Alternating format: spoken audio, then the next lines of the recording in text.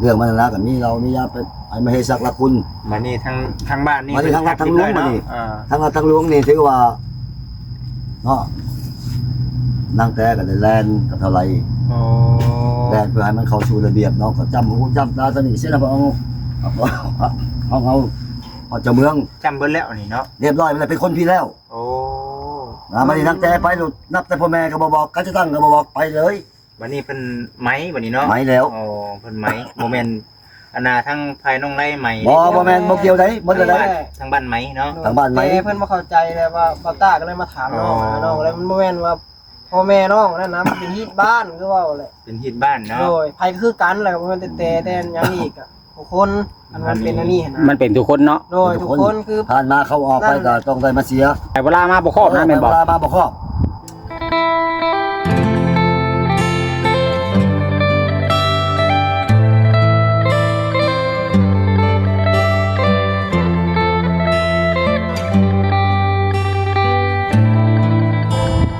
บัดนี้เนาะเอาคลิปลงวางไปเมื่อกี้นี่นะ FC เพิ่นก็คอมเมนต์นึงเนาะ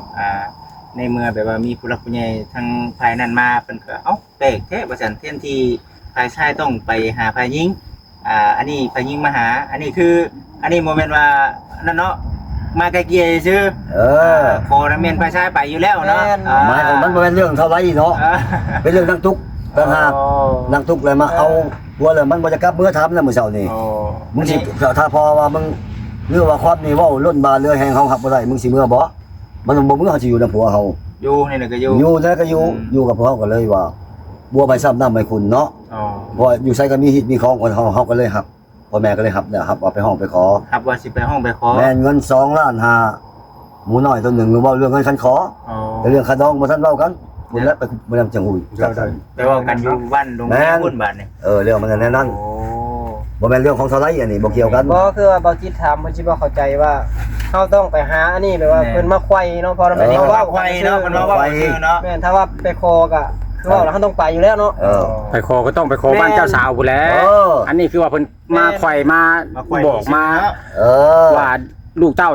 ข่อยนี่เฮ็ดจะได้เขาได้มาฮักกันได้อยู่นำกันนั่นนี่นะพี่น้องเอ้ยมันบ่แม่นมาไว้ขดองกันมานั่นกันนี่บ่แม่นเนาะโยสิเพิ่นก็ว่าได้นี่นะเด้ถ้าว่าไปไหว้ไปขอเจ้าสาวนี่คือว่าไปฮอดบ้านเจ้าสาวพู้นแหละขอพ่อแม่เพิ่นเขาเป็นเจ้าภาพเฮาต้องไปขอผู้เขาหาเขาแน่นั่นได้เนาะแต่ว่าน้อยหลายยังบ่จักมื้อนี้มีแต่ฮู้แต่ว่าคันคอนั่น2ล้าน5กับหมู1โตบัดนี้นะบัดนี้เรื่องค่าดองนี่น้อยหลายบ่ไผมีความสามารถหรือบ่มีความสามารถซำใดก็ยังบ่ทันเข้าใจบัดนี้น่ะคือทางในบ้านเพิ่นมามื้อนี้น่ะระหว่างเรื่องของน้องไดกับเรื่องของน้องตุ้งนี่คือไกลเกลี่ยกันโอเคกันเรียบร้อยแล้วแม่นเอาเรื่องอันน่ะเงิน500,000น่ะนะเรียบร้อยแล้วเนาะแต่ว่ายังคาใจอยู่บ่นี่เนาะยกตัวอย่างว่าความแรกเฮาลั่นเนาะทั้งพี่ก็พอใจแต่งทั้งพุ่นก็พอใจรับเนาะแต่ว่าบัดนี้เรื่องบ่ยุ่งยากนี่เขาเว้าได้บางหนึ่งนี่เขาเว้าขาดได้เขามันถือเป็นบ่เฮียนมันหลายแหละเนาะสมมุติพอจุนี้มาก็เรียกเฮ็ดเรียกงานคัดสร้างในบ้านเขาก็บ่เฮ็ดปัจจุบันนี่แล้วเขาแล้วมันคัดบัดหลายคนมันโจมตีว่าเป็นหยังจังว่าเป็นเป็นทางแต่นี่ยังบ่เฮ็ดเรื่องบ้านการเมืองแบบบ่ไปเฮ็ดนำเวลามีเวียกเวลามีเวียกนำบ้านแหละเจ้าจักป้าจังคือบ่ไปซอยนำหมู่แน่แต่เฮือนคือไปตู้เฮือนสินะระเบียบแบบแผนมานี่อันนึงเนาะอัน2ทั้งคือทั้งพอนี่เนาะสิว่าอีแต่หลายก็เว้าบ่ได้คนบ่ได้ตกบ่ได้แต่งบ่ได้ต้านบ่ได้แต่งคือทั้งทุกนี่มานี่บ่ได้เป็นไผพอได้ถ้าโตได้ไปบ่สร้างยางมาครับพอเว้าได้แม่นเจ้านี่ก็เป็นลูกไผคอยถ้าเจ้าบ่ดีจุงบอกว่ายังไงว่าขอโทษลุงเต่าเนาะไปลินบาลินแพวเนาะไปลักมกจกหอเต็มที่ได้คนเน้นเต็มที่ได้ก็ได้เว้ากันเรื่องว่าเจ้ามาแล้วเจ้าเบ็ดบ่สร้างมากินนอนอยู่คือผ่านมานี่แล้วบ่ได้ผัวไปเฮ็ดไรงั้นจะบ่มีจุมีแจวเขาน้ำจำปาบ่ได้แต่งได้คือกันได้แนวน่ะคันปู่ย่าดีได้คือกันได้คนบ่มักได้คนบ่มักญาติปู่ย่าแล้วมันเมื่อยดีเนาะมันเมื่อยอดแล้วถึงเจ้าลูกเจ้าไปเจ้าก็บ่ดีใจได้นั่งกินนอนกินได้มื้อใดก็พายโทรศัพท์ถึงว่าสิดีกับมันสิดีไปตลอดมันก็บ่ไหวแล้วว่าต้องมีมื้อใดก็แค้นคอกันนี่ย่าเฮ็ดอยู่กับเจ้าบ่เฮ็ดนี่คนเว้าจังได๋คนบอกแจ้งนั่นได้แบบว่าบัดดินเนาะบัดดินบัดเฮ็ดซะเนาะก็บอกว่าจะว่าจนว่า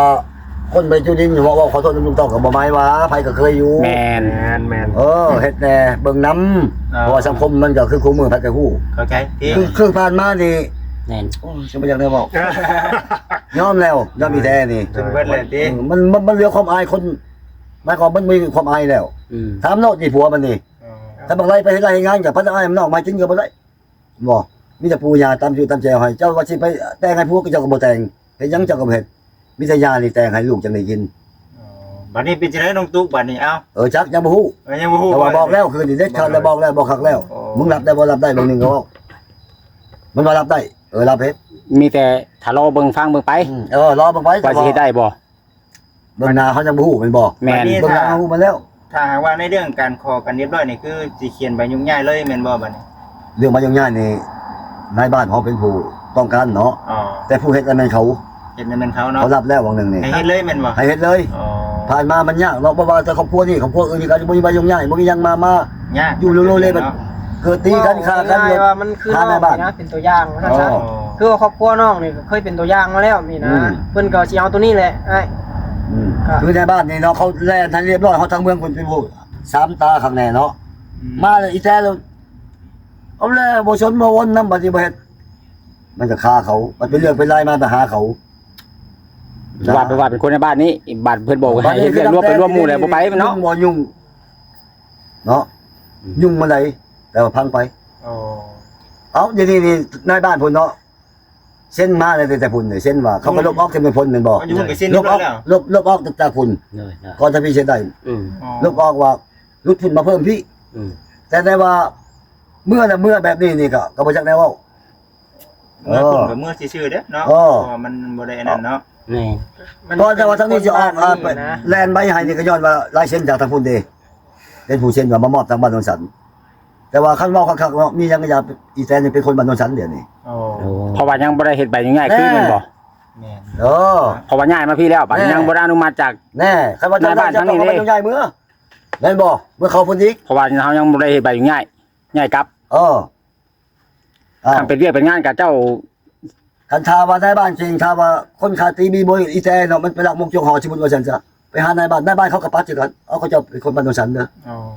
เพราะว่าเฮ็ดใบง่ายไปแล้ว เอ้ามิดมือเขาเลยเด้ ข่อยก็ปฏิเสธที่กันถ้าว่าไปเฮ็ดแนวบ่ดีหั้นนะ แต่ว่าแบบนี้เนาะถ้าว่ามันคือถึงหรือบ่มันคิดบ่ถึง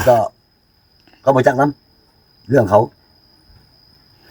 บอกกันนั้นได้บ่แม่นนั้นได้อันนี้ได้ ก็ถือว่ามื้อนี้น่ะถือว่าเด็ดขาดแล้วมื้อนี้แม่นบ่ แล้ว โอ้ได้ครั้งแน่แล้ว นี่แต่เกียมจะมือมาชุกนี่สิไปขอ วันศุกร์สิมาฮอดนี้ แม่น โอ้ บอกกันนั้นเดี๋ยวสิไปขอบ่นี่บ่เอาลูกคนมาใช้แล้วล่ะ เนาะ ทั้งพ่อนี่นะบ่ลูกบ่ท่วมที่คลองรับ โดย ตกลงกันแล้ว ในเมื่อลูกเขาเจ้ามาอยู่นํเฮาก็ต้องไปเฮ็ดให้มันถูกตามพิดของเนาะ ถูกต้องตามกฎหมายเนาะ แต่ว่าพวกเขานี่บ่มีสิทธิ์เน้นเน้นบันยุ่งใหญ่เลยเพราะบ่มีสิทธิ์เน้น มื้อนี้เนาะ พ่อแม่นี่เจ้าอย่างมาก็มาหลังจากแต่งแล้วแหละแต่ว่ายุ่งยากซับซ้อนหยังก็ทั้งผู้เป็นผู้รับได้เพราะว่าหลักการมันก็แน่นั่นเนาะ โดย หลังจากแต่งแล้วปุ๊บเจ้ามาอยู่พี่แล้วเจ้าก็ต้องเอาใบยุ่งใหญ่มาพี่ถึงแม่นผู้หญิงหรือผู้ชายก็ตามแต่ ถ้าหากว่าเขาจะเอาใบยุ่งใหญ่มาแล้วคือทั้งเฮาเองบัดนี้เนาะพ่อกับแม่ทั้งนี้เป็น ก็ รับผิดชอบบัดนี้เนาะ เป็นความผิดชอบ อ่า แต่บ่มีในนั้นบ้านเขาก็บ่ฮับเจ้ามาอยู่แล้วล่ะว่าเพิ่นให้ว่า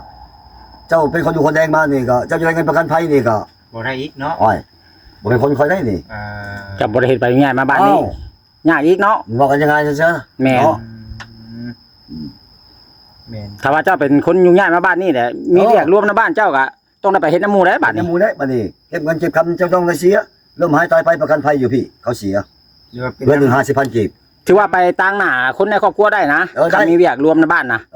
ยันมาเป็นน้ำน้องเพิ่นบ่จักแบบนี้บ่เดี๋ยวเขาบ่ได้บอกบ่ บอกบ่จักนำอันนี้ อ๋อเดี๋ยวเกิดการงานหยังเด้อลูกหลานเด้อไปเด้อสิบ่ ไปแทนพ่อในเด้อไปแทนย่าในเด้อย่าค่าเวียกอะไรนี่นั่น วันนั้นหน่วยเขามัน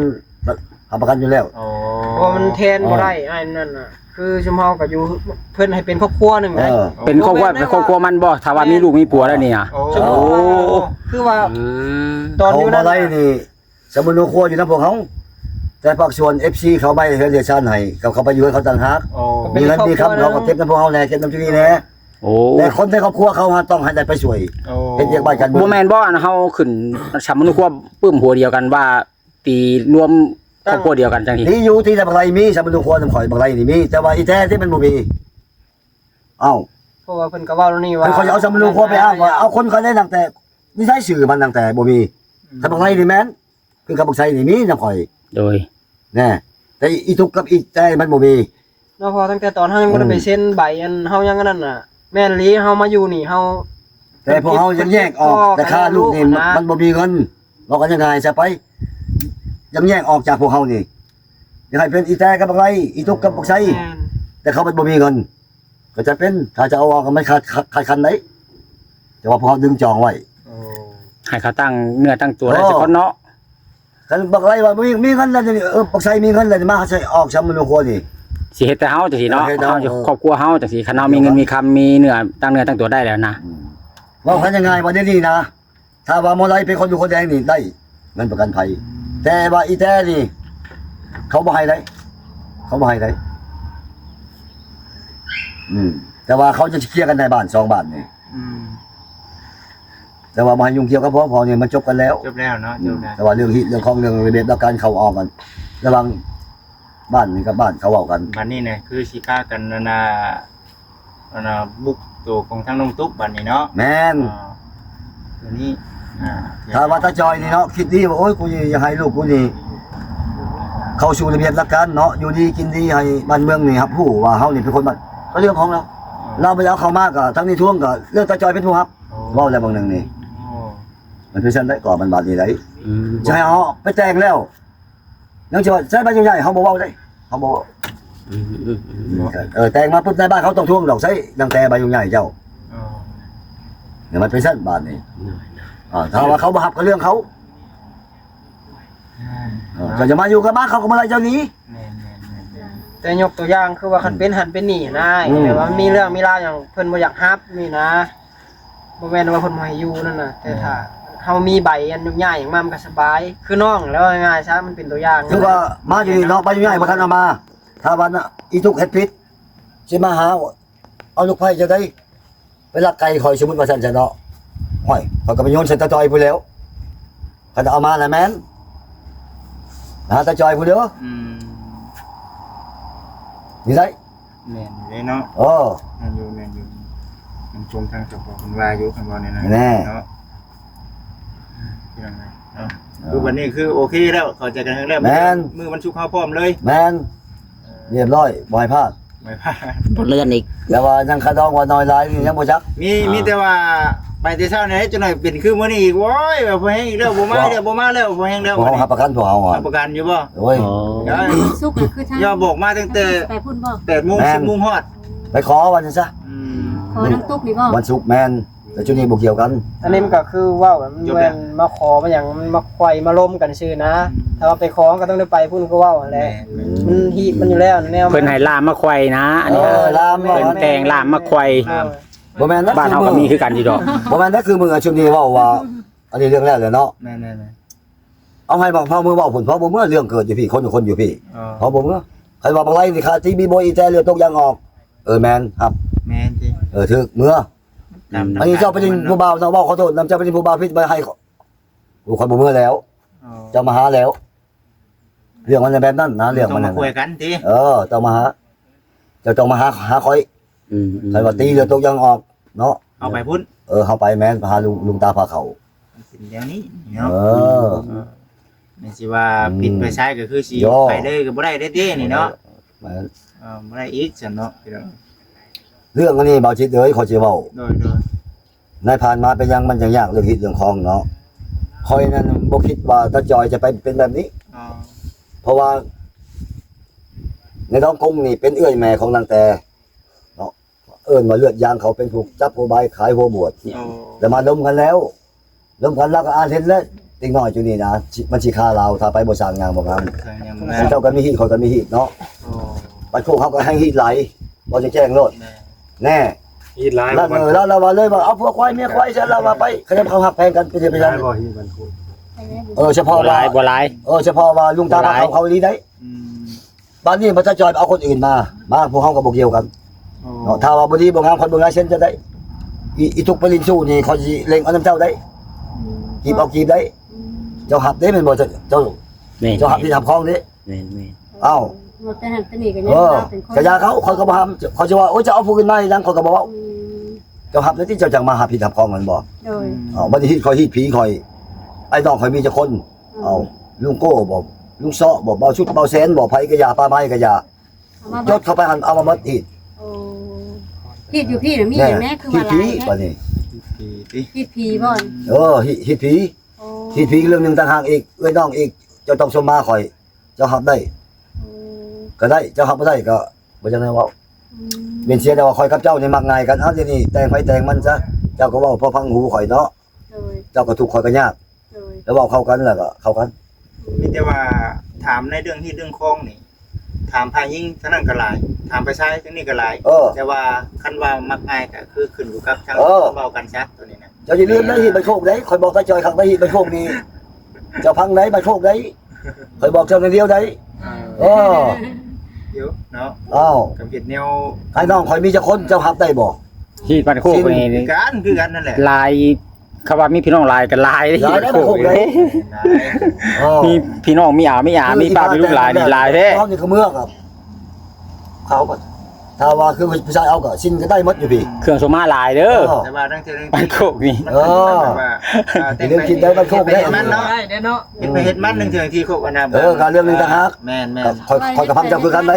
แผนมันกับนี่ขึ้นกับคนทั้งสองคนคุยกัน แม่ เออ แม่น เจ้า ขึ้ พั น ง กับดองสองดองคุยกัน ข่อยกับพัง แม่ คันเจ้าเว่าเรื่องยากข่อยก็ยากคือกัน กัน เอา ยา มา กกันยากคือกันคือกันไผก็ได้หั่นน่ะ